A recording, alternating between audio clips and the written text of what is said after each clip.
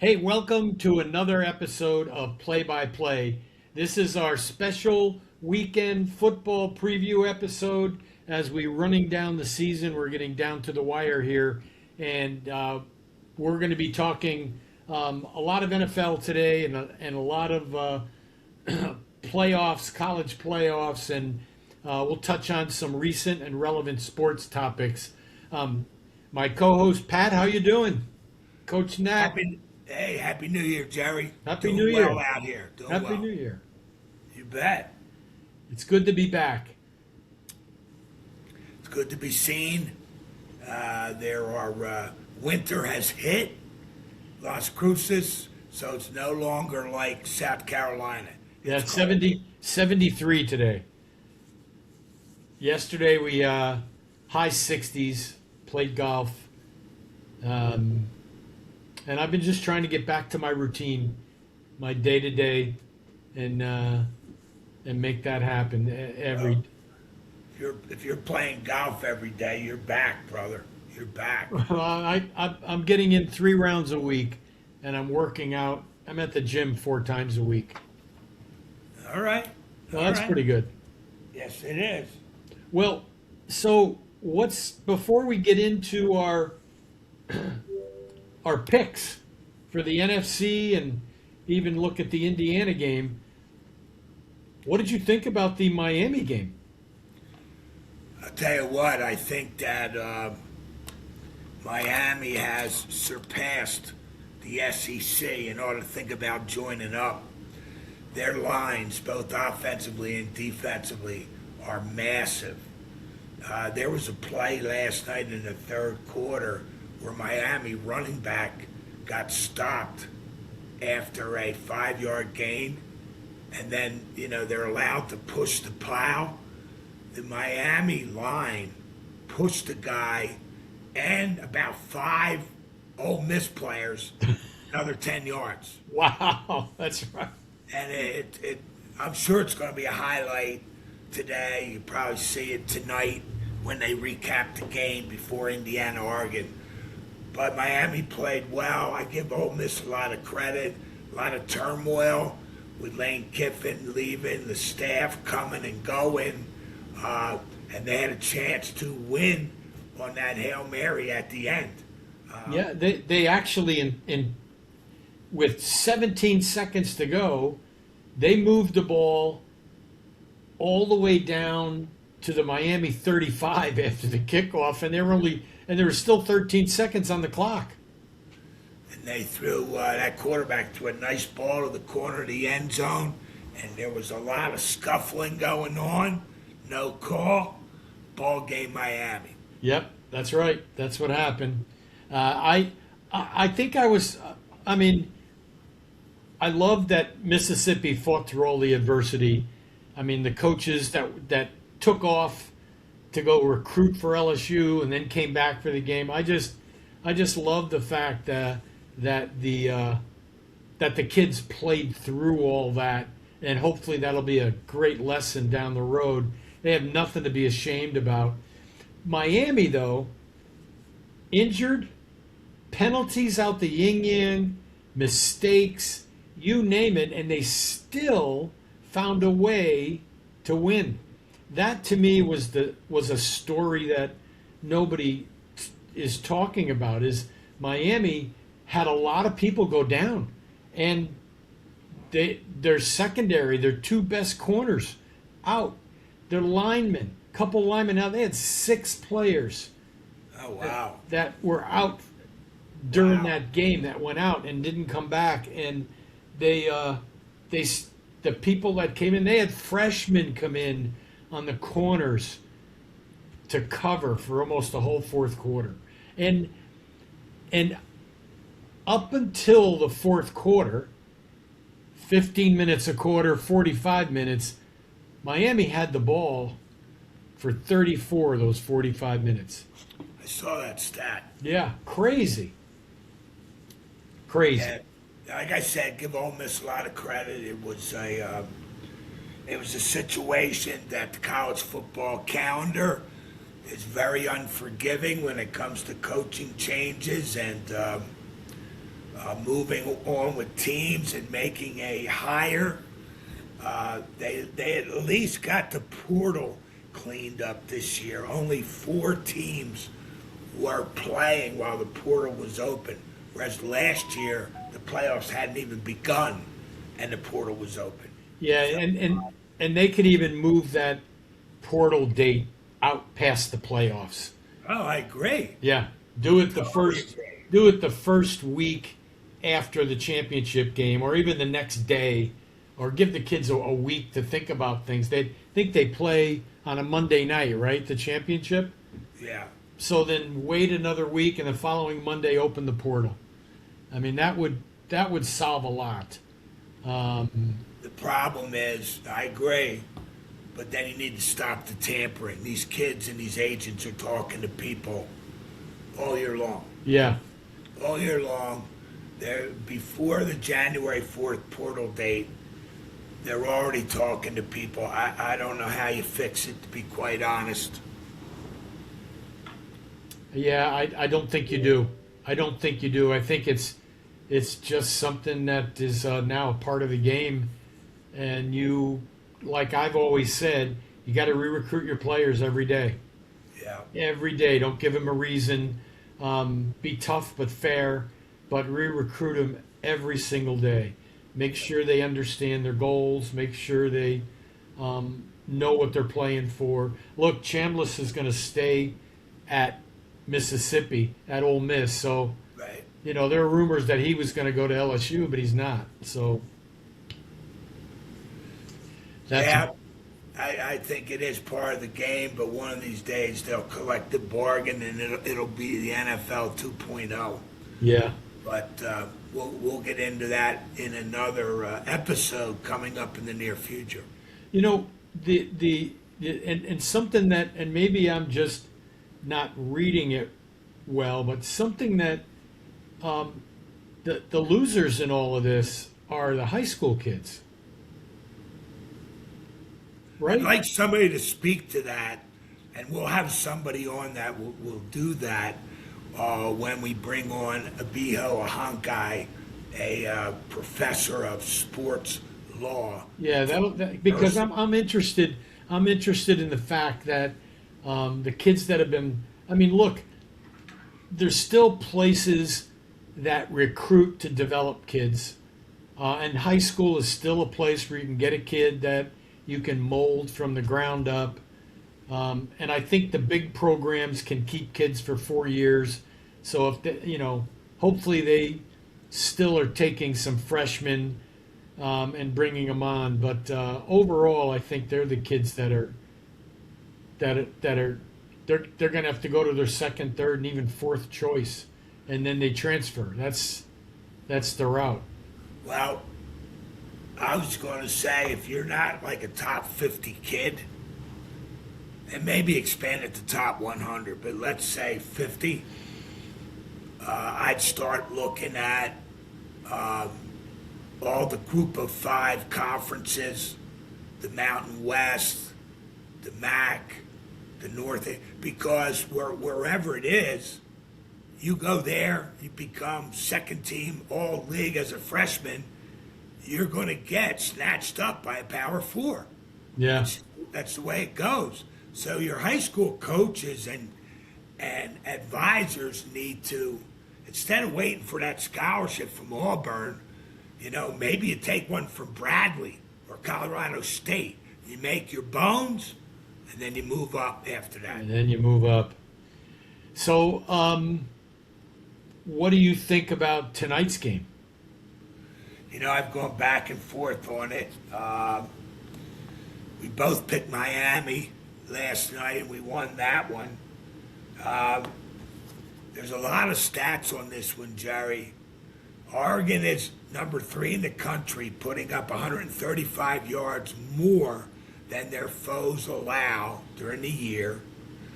And number 5, holding foes 115 yards below their average. Indiana's number 4 in that offensive point category, and number 7 in points allowed. Oregon played a much harder schedule, number 4 in the country, to Indiana's 42.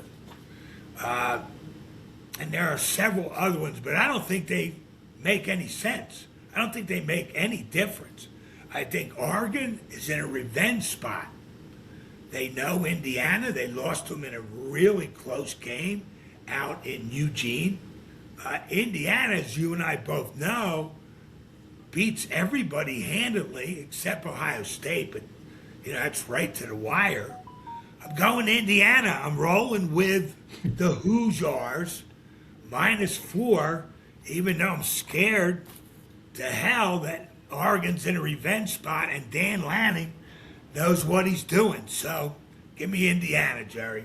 Yeah, I'm with you on that too. I'm going to go with Indiana, even though I have so much respect for Dan Lanning, a great coach, and I believe that his staff will have a plan that will be executable enough to not only compete but to win the game.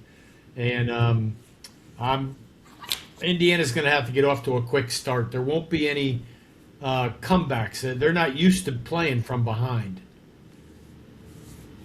No doubt, no doubt. But the other number we need to look at here is probably the under. But You think it's going to be low?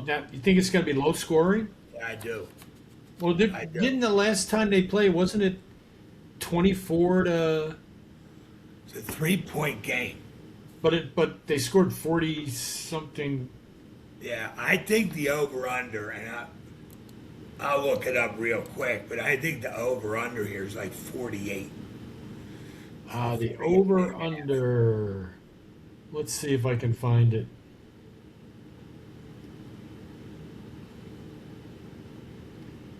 It's 49.5. All right, it went up. Yeah. I think a lot of people are. A lot of people must have been going for that over. Huh. I wonder what was the score last time? Do you remember? I'd have to go check it out. Let me see if I can pull it up.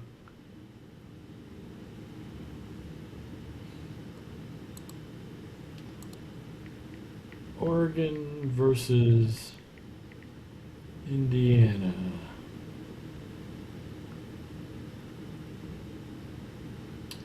The game is in Atlanta, and both schools. Well, I shouldn't say that. I think Indiana will be highly represented. It was 30-20. All right, so it was 10. Yeah, Indiana won 30-20, but I think they scored late. But that's 50 points. But I think it was close until later in the game. I think Oregon may have gone for it on a 4th down, close in their own territory. I think that it's the 5th time they're meeting, and they're 2-2 in their series. Yeah, and I would dabble with that under. I'm not going to, but I would tell our listeners, take a close look at that under. Now at 49.5, you have another point to deal with. Yeah, they say in these playoff games, the teams that won the first game is 40-30 in sequels. Well, I mean, that's an edge, but that's not a huge That's not edge. huge. Yeah. No. Well, in addition to that, on the college level, sad to see the season come to an end, but basketball is here, so I'm sure we'll be digging into that in the near future. We got to start talking about March Madness and who's hot, who's not, and what does a landscape look like for that. We'll get some of our guests on to talk about that. How about the NFL? Who do you like in? Man, I went back and forth with numerous games. I'm only going to pick 3. I'm taking the Chargers, getting 3.5 at New England. First time quarterbacks in the NFL playoffs have a 19-37 record and I believe that's in like the last 25 years. First time QB in the playoffs, and Drake May's really good. 19-37. I think that, if anything, Jim Harbaugh knows how to defend and scheme a team. He'll have his guys revved up. New England, as you mentioned earlier, Jerry, New England played one winning team, one winning record all year. I'm taking the Chargers. The next one, go ahead. No, I was going to say I'm going with New England on that one. I'm going to stick with my Pats. It's a heartfelt belt. I'll have my Pats jersey on for that game, my Burkhead jersey, and Oh, I like him, Rex Burkhead. and teams that have been in the playoffs the year before are 33, 16-1 against the spread.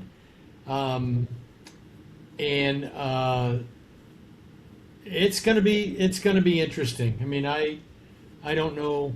I just got to go with the Pats, even though they're the inexperienced team here. They've only beaten one team with a winning record. You're right. I just hope they can pull up. They're in New England though, and that might help them. And the only bad news there is that the weather isn't going to be cold. Well, that will help the Chargers. That will.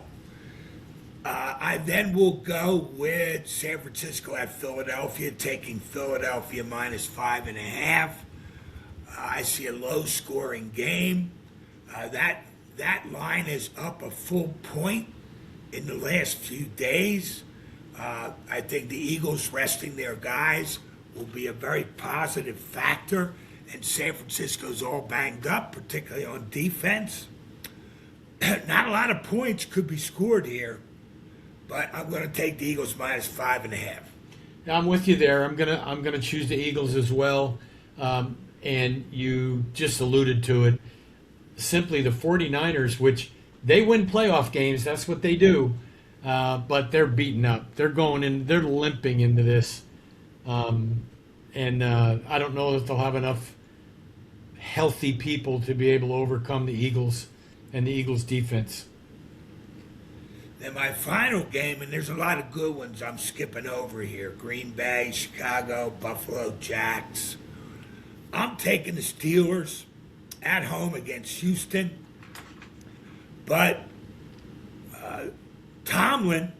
Mike Tomlin's 0-6 against the spread in his last 6 playoff games. Everybody knows they've been struggling. However, he's undefeated on Monday nights. Yeah, and I think he's only lost once or twice when he's a home dog of 3 points or more. And that's what they are. 3 They're points or getting less. 3. Yeah. I think Aaron Rodgers has a lot of game left in him. He played very well the other night. He's got his number one receiver, DJ Metcalf, back. TJ Watt is back. He played the other night against Baltimore. Give me the Steelers. The Steelers. +3. And it's funny, this entire playoff is experienced versus non-experience in every game. In every game. The Eagles, 49ers, the Pats, Chargers, I think the Steelers, Texans. You've got experience, good playoff experience with no playoff, or I think no playoff experience. Yeah. And then in the other games, the Rams are playing Carolina. That's a tough one. That's 10.5 points, and I think Carolina's at home. It's too many points. I think the over-under is 46, and I think if anyone's going to do anything there, I'd go there. But I wouldn't. I don't know if I'd touch that game. I think the Panthers could score a late touchdown and get inside at 10.5 points. The Packers and the Bears, there's only, I mean, I love the Bears defense. The Bears are the underdog in Chicago. I love the Bears defense, but then you've got to love the quarterback love for the Packers. I think he's the difference maker in this, how he plays. What are your thoughts? Yeah, I'm staying off of that game. I think the game's at home. Green Bay is banged up on D. Chicago's got a better running game. Well, the game is in Green Bay, not Chicago. It's in Green Bay? No, it's in Chicago, I think. Yeah, right, Yeah. right. Yeah. It is in Chicago. I'm not taking either of those games. It's going to be gusty winds. Jordan Love loves to throw the ball long. I don't think that's going to work. But that's one of those experienced versus inexperienced quarterback games that you're talking about. I have Chicago circled, but I'm not playing that game. And there are picks, guys. I don't. Is there anything else you want to talk about in relevant sports news?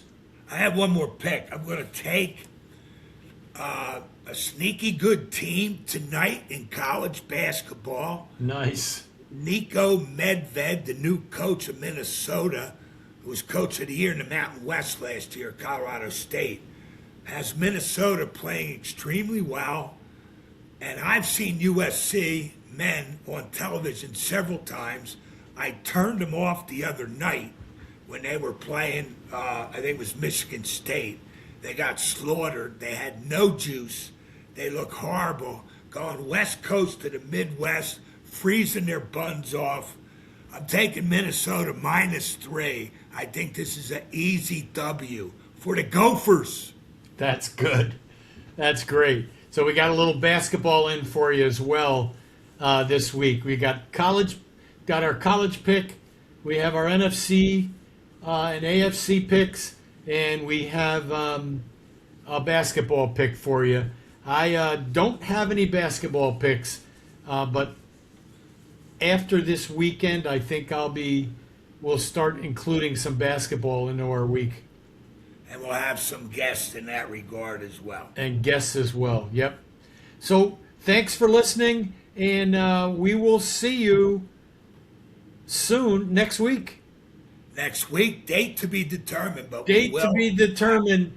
Yes. But every week we hope to get you a podcast from here on out. We're back, and thank you for listening. Thanks for subscribing. Thanks for commenting. Just love our group of fans that follow the podcast and support us. It means a lot to us. We really enjoy doing the work and getting the stats for you. So thank you, and Pat? Adios.